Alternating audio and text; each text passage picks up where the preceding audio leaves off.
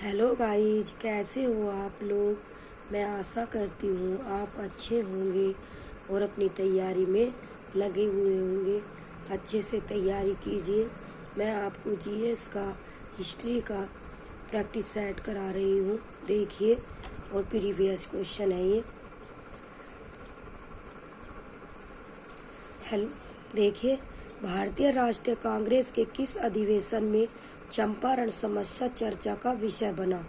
तो देखिए, कलकत्ता 1911 में, पटना 1909 में, रामगढ़ 1940 में। उपरोक्त में से एक से अधिक, उपरोक्त में से कोई नहीं।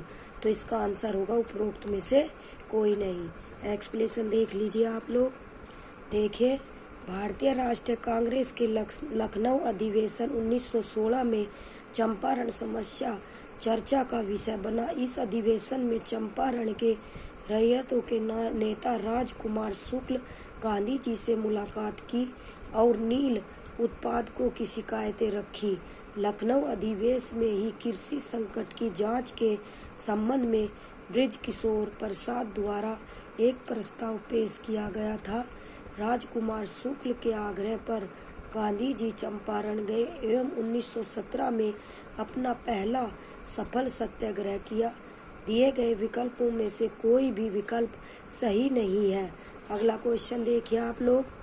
देखिए, निम्नलिखित में से भारतीय राष्ट्रीय कांग्रेस के किस अधिवेशन में पहली बार मौलिक अधिकारों से संबंधित प्रस्ताव पारित किए गए थे।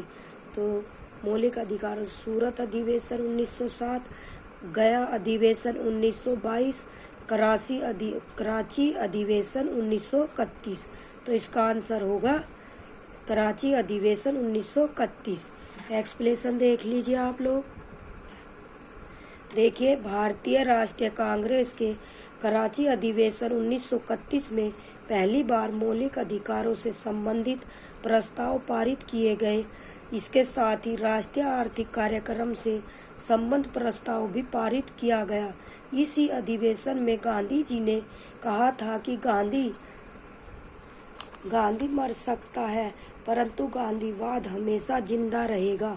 कराची अधिवेशन भारतीय राष्ट्रीय कांग्रेस का 45वां अधिवेशन था। सूरत अधिवेशन 1907 में भारतीय राष्ट्रीय कांग्रेस गर्म दल एवं नरम दल में विभाजित हो गया।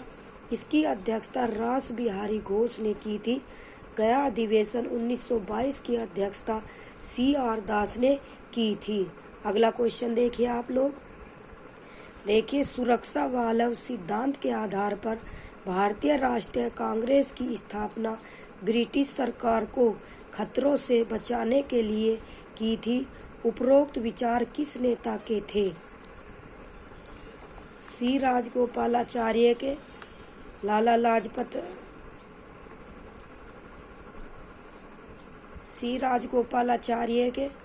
लाजपत राय के, विपिन चंद्रपाल के। इनमें से कोई नहीं। तो इसका आंसर होगा लाला लाजपत राय के। एक्सप्लेनेशन देख लीजिए आप लोग। देखिए, सुरक्षा वाल्व सिद्धांत के आधार पर भारतीय राष्ट्रीय कांग्रेस की स्थापना ब्रिटिश सरकार को खतरों से बचाने के लिए की थी। उपरोक्त विचार लाला लाजपत राय का था। उन्होंने वर्ष 1916 में अपनी पुस्तक यंग इंडिया में सेफ्टी वाल्व थ्योरी का उपयोग किया और कहा कि यह लॉर्ड डफरिन के दिमाग की उपज है। अगला क्वेश्चन देखिए आप लोग। देखिए, भारतीय राष्ट्रीय कांग्रेस के किस अधिवेशन में पूर्ण स्वराज का सिद्धांत गृहीत हुआ था। तो कानपुर अधिवेशन 1925 में, लाहौर अधिवेशन 1929 में, कराची अधिवेशन 1931 में। तो इसका आंसर होगा क्या, लाहौर अधिवेशन 1929 में। एक्सप्लेनेशन देख लीजिए आप लोग। देखिए, भारतीय राष्ट्रीय कांग्रेस के लाहौर अधिवेशन 1929 में पूर्ण स्वराज का सिद्धांत पारित हुआ था। 31 दिसंबर 1929 को भारतीय राष्ट्रीय कांग्रेस का वास्तविक अधिवेशन तत्कालीन पंजाब प्रांत की राजधानी लाहौर में हुआ। इस ऐतिहासिक अधिवेशन में कांग्रेस के पूर्ण स्वराज का घोषणा पत्र तैयार किया तथा पूर्ण स्वराज को कांग्रेस का मुख्य लक्ष्य घोषित किया। जवाहरलाल नेहरू इस अधिवेशन के अध्यक्ष चुने गए। अगला क्वेश्चन देख लीजिए आप लोग। देखिए, सुभाष चंद्र बोस भारतीय राष्ट्रीय कांग्रेस के त्रिपुरारी अधिवेशन में किसको हराकर अध्यक्ष बने थे? पट्टाभी सीतारमैया को, रास बिहारी बोस को, जवाहरलाल नेहरू को, उपरोक्त में से एक से अधिक। तो इसका आंसर होगा पट्टाभी सीतारमैया को। एक्सप्लेनेशन देख लीजिए आप लोग। देखिए, सुभाष चंद्र बोस भारतीय राष्ट्रीय कांग्रेस के त्रिपुरारी अधिवेशन 1939 ईस्वी में पट्टाभी सीतारमैया को हराकर अध्यक्ष बने थे। गांधी जी द्वारा प्रस्तावित उम्मीदवार पट्टाभी सीतारमैया की पराजय हुई। संभवतः महात्मा गांधी की यह सबसे बड़ी हार थी, परंतु कांग्रेस कार्यकारिणी में महात्मा गांधी के समर्थकों का बहुमत होने के कारण उन्होंने वर्ष 1939 में कांग्रेस के अध्यक्ष पद से इस्तीफा दिया।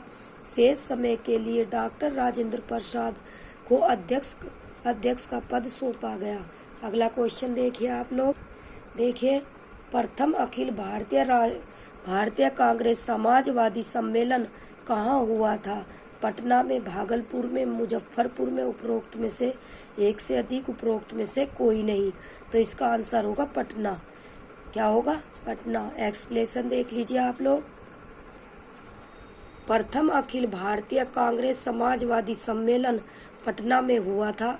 यह सम्मेलन मई 1934 में हुआ था। इस सम्मेलन के अध्यक्ष आचार्य नरेंद्र देव थे।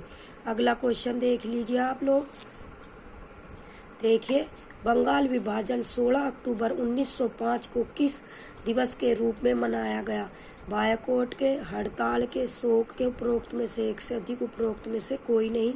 तो इसका आंसर होगा सी, शोक के रूप में मनाया गया। एक्सप्लेनेशन देख लीजिए आप लोग।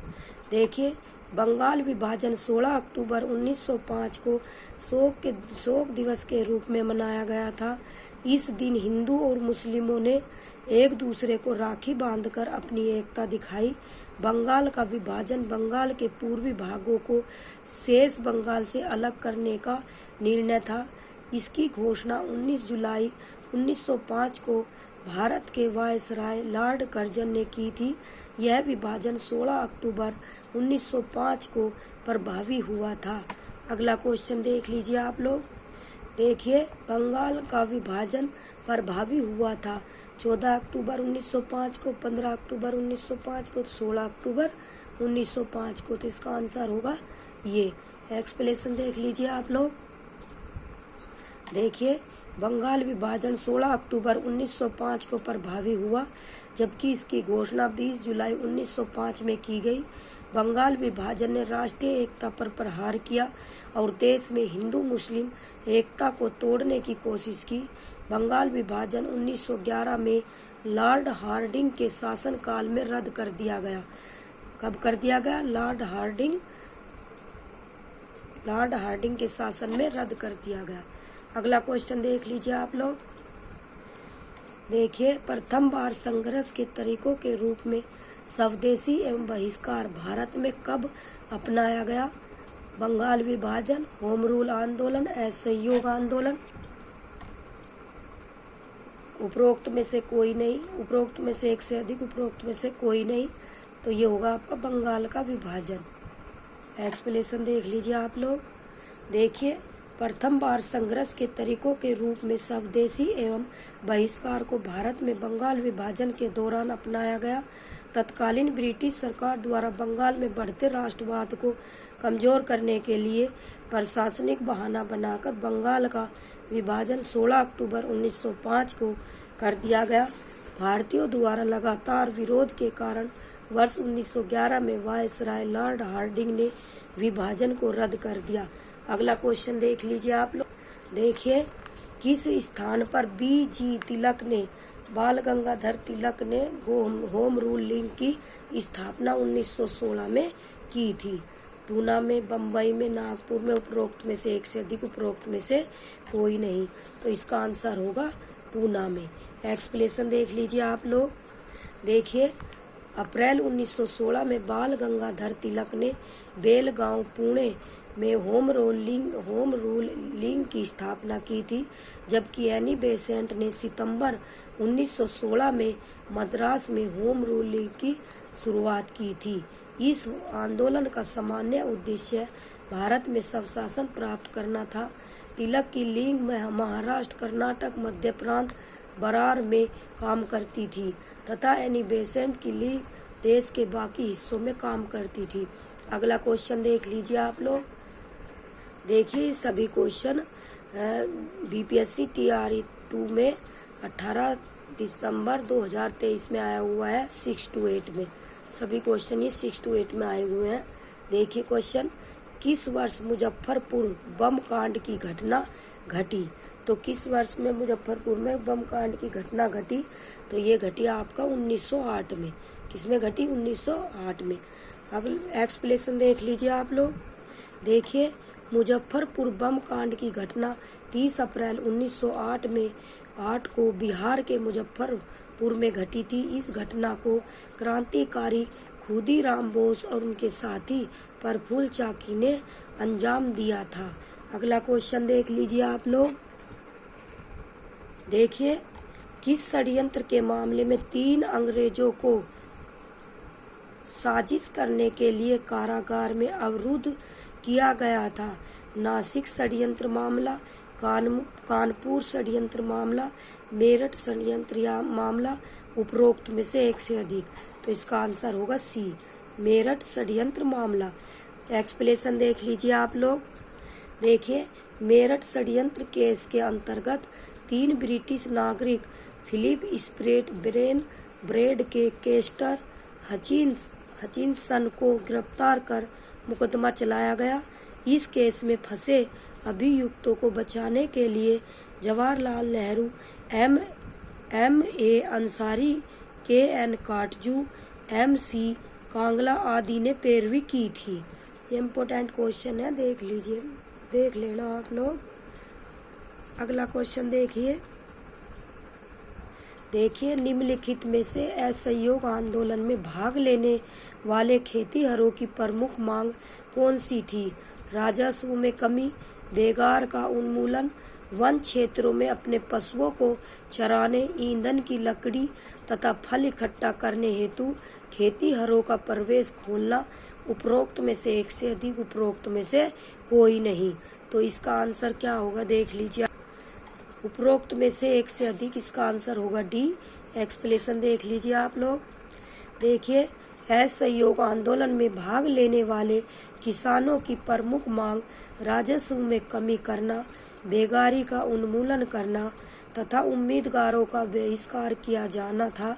आदिवासी खेतीहरों ने वन क्षेत्रों में अपने पशुओं को चराने, ईंधन की लकड़ी तथा फल इकट्ठा करने हेतु वनों में प्रवेश की अनुमति की मांग की, अतः विकल्प सही उत्तर होगा। अगला क्वेश्चन देखिए आप लोग।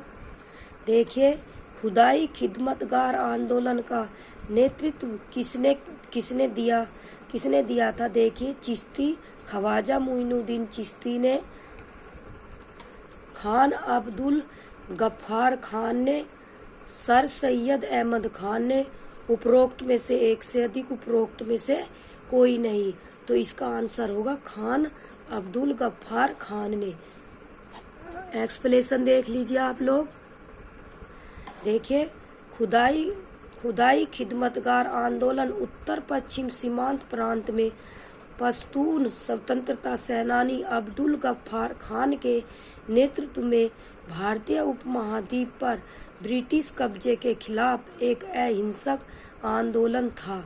यह आंदोलन गांधी जी के अहिंसकात्मक आंदोलन से प्रेरित था। खुदाई खिदमतगार आंदोलन की शुरुआत वर्ष 1929 में की गई थी। अगला क्वेश्चन देखिए आप लोग।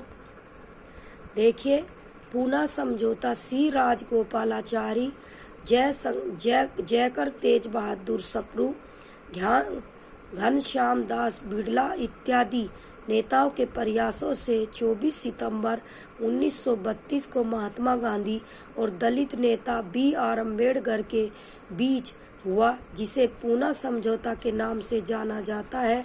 इस समझौता का तहत अम्बेडकर ने पृथक निर्वाचन मंडल को छोड़ दिया था। और उन्हें विधानमंडल के अंदर हिंदुओं के अंतर्गत ही स्थानों का आरक्षण प्रदान किया था। अगला क्वेश्चन देख लीजिए आप लोग। देखिए 5 मार्च 1931 को कौन सी महत्वपूर्ण घटना घटी? गांधी इरविन समझौता, गांधी का गोलमेज सम्मेलन में भाग लेना, कराची कांग्रेस, उपरोक्त में से एक से अधिक, उपरोक्त में से कोई नहीं। तो इसका आंसर होगा गांधी इरविन समझौता।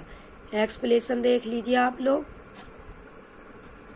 देखिए ऐतिहासिक गांधी इरविन समझौता 5 मार्च 1931 को महात्मा गांधी और तत्कालीन वायसराय लॉर्ड इरविन के बीच संपन्न हुआ। यह महत्वपूर्ण था क्योंकि यह पहली बार था जब गांधी जी और वायसराय बाबर के स्तर पर मिले थे। कुछ महत्वपूर्ण समझौते निम्नवत है। हिंसा के आरोपियों को छोड़कर सबको रिहा किया जाएगा। भारतीयों को नमक बनाने का अधिकार दिया जाएगा। कांग्रेस दूसरे गोलमेज सम्मेलन में भाग लेगी। कांग्रेस ब्रिटिश सामान का बहिष्कार नहीं करेगी। सविनय अवज्ञा आंदोलन स्थगित किया जाएगा। अगला क्वेश्चन देखिए आप लोग। देखिए पूना पैक्ट का उद्देश्य था रियासतों के साथ संघ का निर्माण, भारतीय राष्ट्रीय कांग्रेस में महिलाओं का प्रतिनिधित्व, दलित वर्ग का राजनीतिक प्रतिनिधित्व। तो इसका आंसर होगा सी, दलित वर्ग का राजनीतिक प्रतिनिधित्व। अगला क्वेश्चन देखिए आप लोग। नहीं, एक्सप्लेनेशन देखिए। पूना पैक्ट का उद्देश्य दलित वर्ग को राजनीतिक प्रतिनिधित्व प्रदान करना था। 24 सितंबर 1932 को डॉक्टर अंबेडकर तथा महात्मा गांधी एवं अन्य हिंदू नेताओं के प्रयत्न से पुणे की यरवदा सेंट्रल जेल में समझौता किया गया था। इसके तहत प्रांतीय विधानमंडल में दलित वर्ग की सीट 71 से बढ़ाकर 148 कर दी गई। अगला क्वेश्चन देखिए आप लोग। देखिए भारत छोड़ो प्रस्ताव पास किया गया अगस्त 1942 को, 8 अगस्त 1942 को, 9 अगस्त 1942 को। तो इसका आंसर होगा 8 अगस्त 1942 को। एक्सप्लेनेशन देख लीजिए आप लोग। बम्बई में कांग्रेस कमेटी द्वारा 8 अगस्त 1942 को भारत छोड़ो आंदोलन प्रस्ताव पारित किया गया। 14 जुलाई 1942 को वर्धा में कांग्रेस की कार्य समिति में इसे पेश किया गया था। गांधी जी द्वारा इसी समय करो या मरो का नारा दिया गया था। मुस्लिम लीग, कम्युनिस्ट पार्टी एवं हिंदू महासभा ने इस आंदोलन का समर्थन नहीं किया था। अगला क्वेश्चन देख लीजिए आप लोग। देखिए किस तिथि को अगस्त क्रांति 1942 के दौरान लीन लीथगो ने पटना एवं इसके आसपास की भीड़ पर गोली चलाने का आदेश दिया था? 5 अगस्त को, 15 अगस्त को, 25 अगस्त को। उपरोक्त में से एक से अधिक, उपरोक्त में से कोई नहीं। तो इसका आंसर होगा उपरोक्त में से कोई नहीं। एक्सप्लेनेशन देख लीजिए आप लोग। देखिए अगस्त क्रांति 1942 के दौरान 11 अगस्त 1942 को लीन लीथगो ने पटना एवं आसपास की भीड़ पर गोली चलाने का आदेश दिया था। इस घटना में शहीद होने वाले सभी छात्र थे। इस घटना को पटना गोली कांड के नाम से भी जाना जाता है। अगला क्वेश्चन देख लीजिए आप लोग। देखिए इनमें से कौन एहरार आंदोलन से संबंधित थे?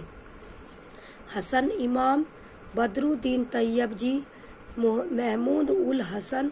उपरोक्त में से एक से अधिक, उपरोक्त में से कोई नहीं। तो इसका आंसर होगा हसन इमाम। कौन होगा? हसन इमाम। एक्सप्लेनेशन देख लीजिए आप लोग।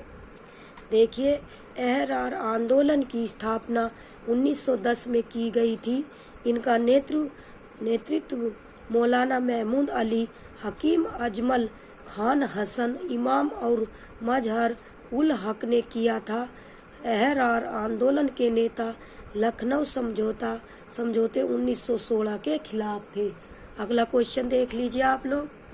देखिए 1953 में राज्य पुनर्गठन आयोग का गठन किसकी अध्यक्षता में हुआ? तेज बहादुर सप्रू के, सर फजल अली के, वल्लभ भाई पटेल के, उपरोक्त में से एक से अधिक, उपरोक्त में से कोई नहीं। तो इसका आंसर होगा सर फजल अली के। एक्सप्लेनेशन देख लीजिए आप लोग।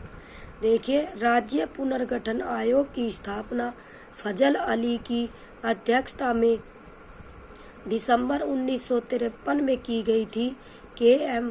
पणिक्कर और एच.एन. कुंजरू राज्य पुनर्गठन आयोग के सदस्य थे। अगला क्वेश्चन देख लीजिए आप लोग। देखिए, किस विचारधारा का राष्ट्रीय आंदोलन से कोई संबंध नहीं है? गांधीवादी, उदारवादी, साम्यवादी। तो इसका आंसर होगा सी। क्या होगा? सी। एक्सप्लेनेशन देख लीजिए आप लोग। सॉरी, इसका आंसर ई होगा, उपरोक्त में से कोई नहीं।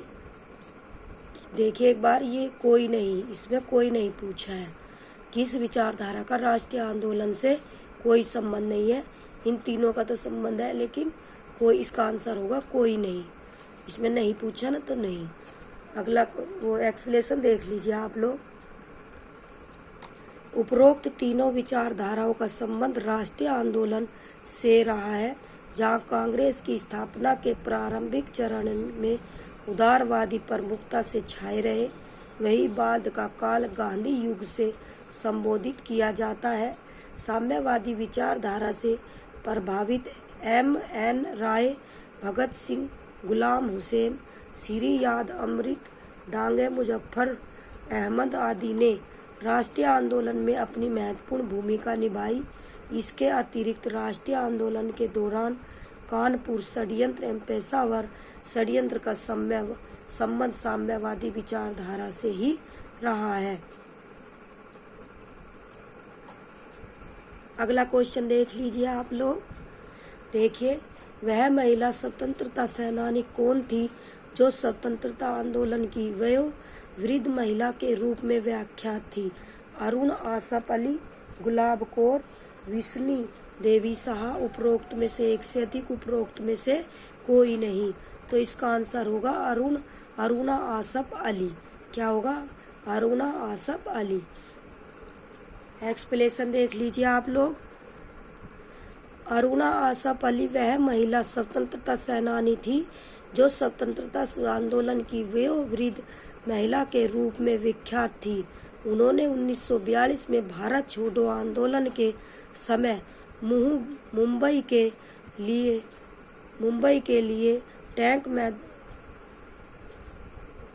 के ग्वालियर टैंक मैदान में कांग्रेस का झंडा फहराया था।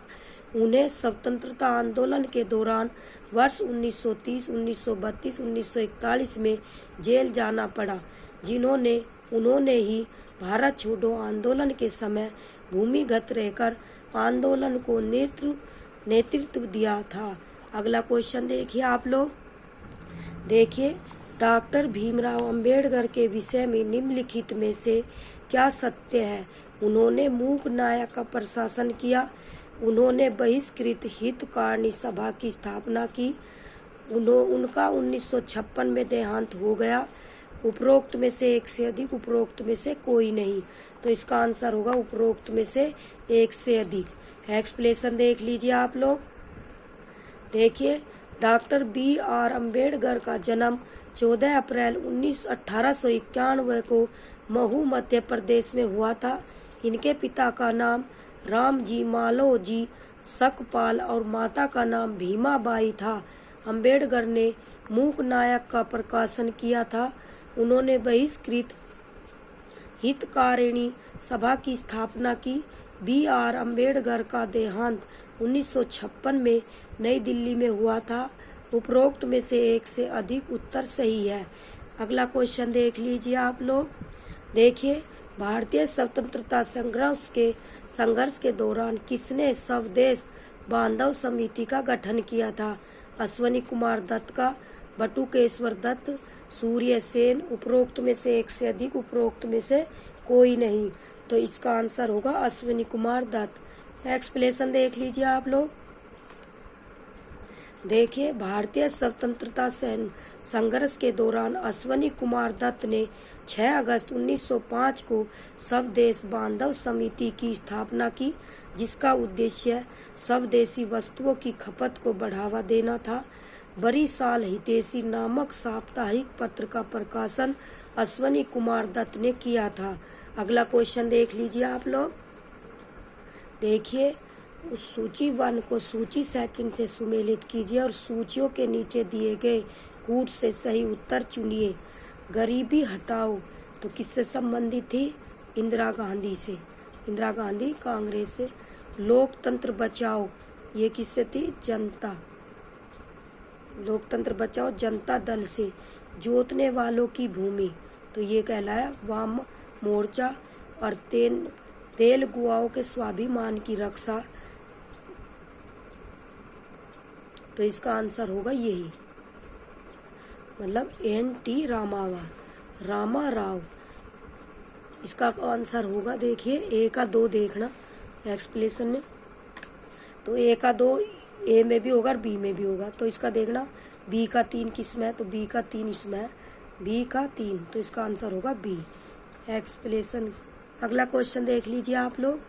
देखिए, 1938 में किसकी अध्यक्षता में राष्ट्रीय योजना समिति की स्थापना की गई थी?